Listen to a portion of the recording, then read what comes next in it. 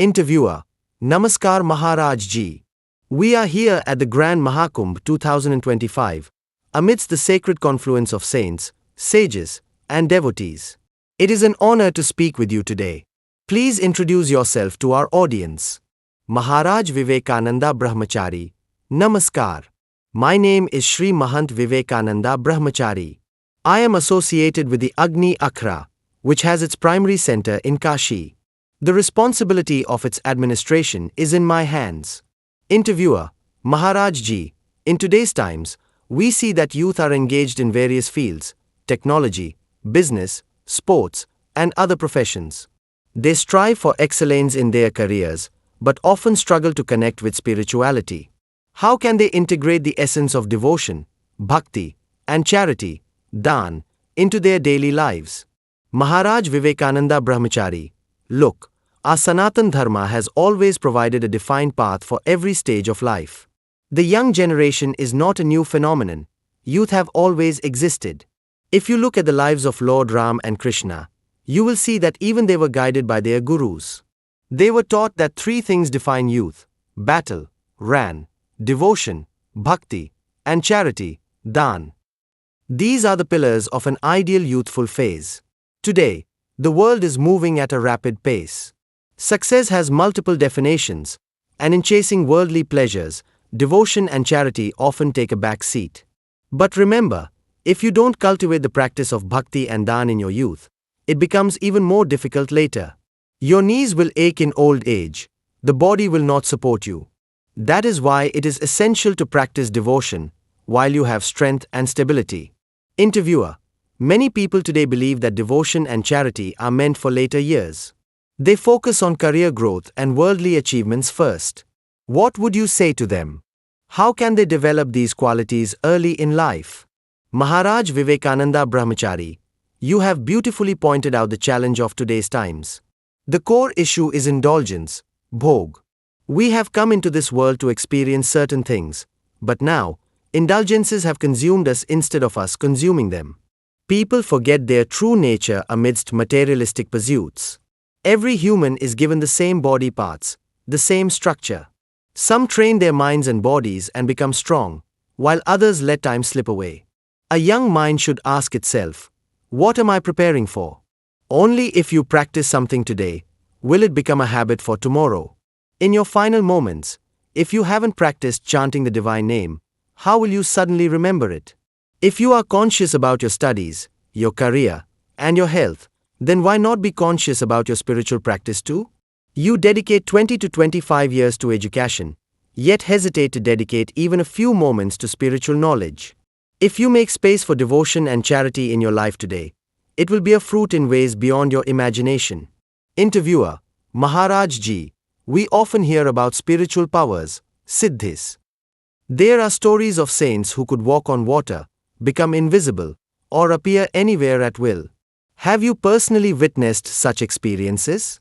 Maharaj Vivekananda Brahmachari: See, Siddhis are not mere myths, but they are also not the ultimate goal.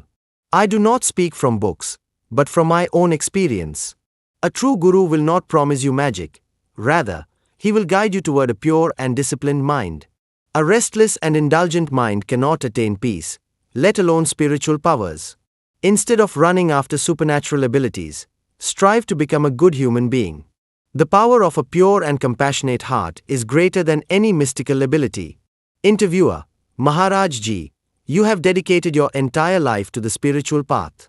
In your view, what is the true meaning of Bhagwan, God? Maharaj Vivekananda Brahmachari, the word Bhagwan itself carries deep meaning. It is derived from the five elements: Bha Bhumi, earth; Ga Gagan, sky; Va Vayu, air; A Agni, fire; and Neer, water. Our entire existence is built upon these five elements. The whole cosmos is a manifestation of these elements. That is why, when people ask where God is, I say, He is in nature itself.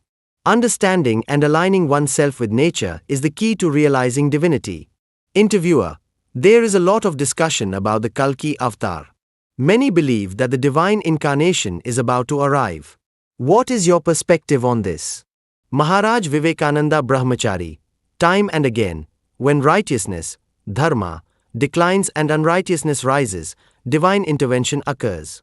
Kalki Avatar is prophesied to arrive when the world reaches a peak of chaos and moral decline. However, we are still in the early phases of Kali Yuga. The total span of Kali Yuga is 4,32,000 years, and only around 5,500 years have passed. The stage for Kalki's arrival is not fully set yet. But when the world is overwhelmed with injustice and ignorance, the divine force will manifest to restore balance. Interviewer: Maharaj Ji, how do we differentiate between temporary pleasure, maza, and true bliss, anand? People often chase happiness but fail to find lasting peace. Maharaj Vivekananda Brahmachari, this is a profound question. Pleasure, maza, is fleeting. It satisfies the body for a short time but disappears quickly. It is like eating a sweet, delicious for a moment but soon forgotten. Bliss, anand, on the other hand, nourishes the soul. When you engage in acts of service, devotion, or deep contemplation, you experience an inner joy that lasts. The more you seek temporary pleasures, the farther you move from true bliss. But when you surrender to divine grace, bliss naturally follows. Interviewer: Maharaj Ji, many young people today struggle with their relationship with their parents. They feel pressure to obey them blindly, even when they believe their parents may be wrong. How should one navigate such conflicts? Maharaj Vivekananda Brahmachari, parents are like the first teachers, but they are human too. They can make mistakes. However, respecting parents is not the same as blindly obeying them. True respect means understanding their perspective, even if you choose a different path. In our scriptures, there have been mothers who made their sons immortal and mothers who led their sons to destruction. It all depends on wisdom. Instead of rejecting tradition outright, analyze it with a balanced mind. Adopt what is righteous and discard what does not serve your higher purpose. Interviewer: Maharaj Ji, for someone who wants to embark on a spiritual journey, where should they start? Which scriptures or texts should they begin with? Maharaj Vivekananda Brahmachari, start anywhere, but read deeply. The Bhagavad Gita, Ramayana, and Upanishads are eternal sources of wisdom. Do not merely read them, internalize them. If you read the same book multiple times, its meaning will deepen. Spiritual growth is not about gathering information, but about transforming yourself. Interviewer: Maharaj Ji, this conversation has been truly enlightening. Any final words for our audience? Maharaj Vivekananda Brahmachari, do not seek validation from the world, seek it from your own soul. The Mahakumbh is not just an event, it is an opportunity to reconnect with your spiritual roots.